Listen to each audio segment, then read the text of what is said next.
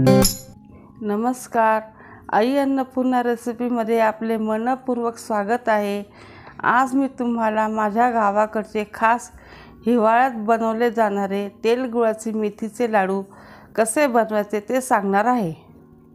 या लाडूमध्ये मेथ्या असल्या तरी ते अजिबात कडू लागत नाही, त्यामुळे लहान मुले सुद्धा हे लाडू आवडीने खातात। चला तर झटपट रेसिपीला सुरुवात करूया। मी इथे मेथीचे लाडू बनवण्याकरता 1 किलो खोबऱ्याचे काप व 1 किलो खारीक फोडून वाळून घेतली आहे। रेडीमेड खारीक पावडर वापरण्याऐवजी शक्यतो खारीक फोडून दळावी। हे मेथी लाडू बनवण्याकरता 1 किलो गहू व पावशर उडीद डाळ घेतली आहे। आता हे गहू व उडीद डाळ भाजून घेऊ। या गव्हाचा रंग हलकासा तांबूस होईपर्यंत मी हे गहू भाजून घेणार आहे। गहू छान तांबूस रंगावर भाजल्याने ते हलके होतात व लाडू खाताना टाळ्याला चिटकत नाही। आपले गहू छान भाजून झालेले आहे, ते आता एका ताटात काढून घेऊ। आता उडदाची डाळ भाजून घेऊ। उडदाच्या डाळीचा रंग हलकासा गुलाबी होईपर्यंत भाजून घेणार आहे। उडदाची डाळ ही कंबरदुखीला चांगली असते, म्हणून मी इथे उडदाची डाळ वापरली आहे। उडदाच्या डाळीच्या ऐवजी तुम्ही शिंगाडा पीठही वापरू शकतात। गहू व उडदाची डाळ एकत्र करून थंड करून दळून आणणार आहे। गहू व उडदाची डाळ रवा दळल्याने लाडूचे टेक्स्चर चांगले येते व लाडू जास्त काळ टिकतात। तसेच खारीक व खोबरे गिरणीतून दळून आणलेले आहे। लाडू बनवण्याकरता मी इथे 1.5 किलो गूळ, पावशर डिंक, पावशर मेथी, गोडंबी 100 ग्रॅम, अळू 100 ग्रॅम, बदाम 100 ग्रॅम, काजू 100 ग्रॅम आणि 1 लिटर शेंगदाणा तेल घेतलेले आहे। आता डिंक सोडून सर्व एक एक करून जिन्नस भाजून घेऊ। सर्वप्रथम कढईमध्ये मेथ्या टाकून मध्यम आचेवर 5 मिनिटे भाजून घेऊ। मेथ्या जास्त लालसर भाजल्या तर त्याची चव कडवट लागते। मेथ्या झाल्यावर अळवी ही कढईमध्ये 2 ते 3 मिनिटे भाजून घेऊ। अळीव भाजताना तडतडले की ते भाजून झाले समजावे। अळीव छान भाजून झालेले आहे, ते आता काढून घेऊ। आता काजूही 2 ते 3 मिनिटे भाजून घेऊ। याच पद्धतीने बदाम आणि गोडंबीही भाजून घेऊ। सर्व जिन्नस भाजून घेतल्याने त्यातील ओलावा कमी होतो व त्याची चव चांगली लागते व जास्त काळ टिकतात। मी इथे काजू, बदाम, गोडंबी प्रत्येकी 100 ग्रॅम घेतलेले आहे। तुम्ही तुमच्या आवडीनुसार प्रमाण कमी जास्त करू शकतात। अळीव व ड्रायफ्रूटमुळे आपल्याला भरपूर प्रमाणात प्रोटीन व आयर्न मिळते। आयर्नमुळे रोगप्रतिकारशक्ती वाढते। आता थोडेसे शेंगदाणे तेल टाकून डिंक व्यवस्थित फुलेपर्यंत तळून घेऊ।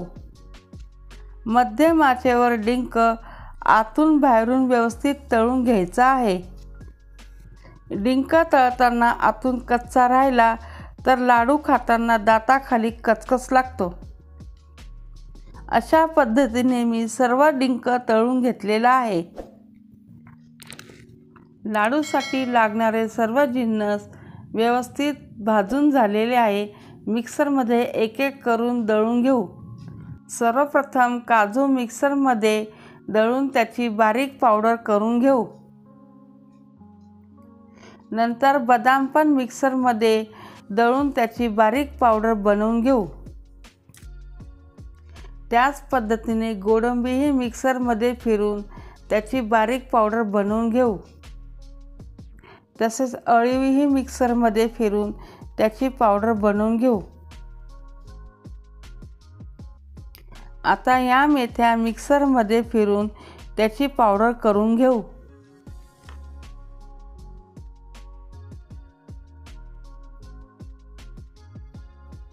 शेवटी थोडा थोडा करून सर्व डिंक मिक्सरमधून बारीक दळून घेऊ.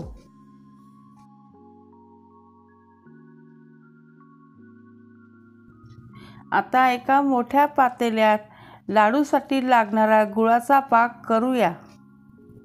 पाक करण्याकरता 1 लिटर शेंगदाणा तेल व 1.5 किलो गूळ टाकून मध्यम आचेवर गूळ पगळेपर्यंत पाक बनवून घेऊ.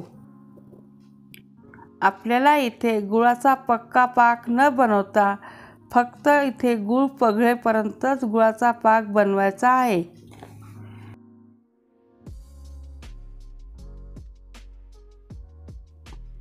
अशा पद्धतीने गूळ पगळून लाडू करता लागणारा पाक बनवून घ्यायचा आहे. आपला गुळाचा पाक तयार आहे. आता गॅस बंद करून पातेले उतरून घेऊ. या पाकामध्ये दळलेल्या मेथ्या टाकून मिक्स करून घेऊ. गुळाच्या पाकामध्ये दळलेल्या मेथ्या टाकल्याने लाडू कडू लागत नाही. आता त्यामध्ये दळलेले काजू, बदाम, गोडंबी, अळीव आणि दळलेला डिंक टाकून व्यवस्थित मिक्स करून घेऊ. हे सर्व जिन्नस तेल गुळाच्या पाकामध्ये एकजीव होईपर्यंत मिक्स करून घेऊ.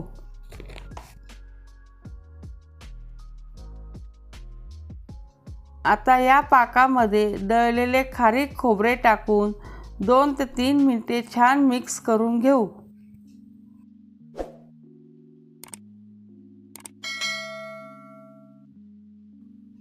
खारीक व खोबरे व्यवस्थित मिक्स झाल्यावर शेवटी रवा दळलेले गव्हाचे पीठ टाकून पूर्णपणे एकजीव होईपर्यंत मिक्स करून घेऊ.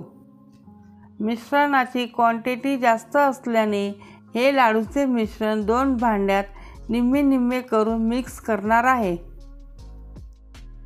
आता पहिल्या भांड्यातील मिश्रण व्यवस्थित मिक्स झालेले आहे. दुसऱ्या भांड्यात उरलेले निम्मे गव्हाचे पीठ टाकून मिश्रण मिक्स करून घेऊ.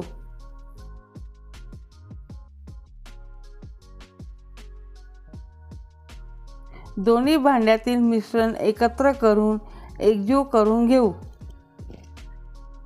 लाडू बनवण्याकरता लागणारे मिश्रण तयार झालेले आहे. आता त्याचे लाडू वळूया.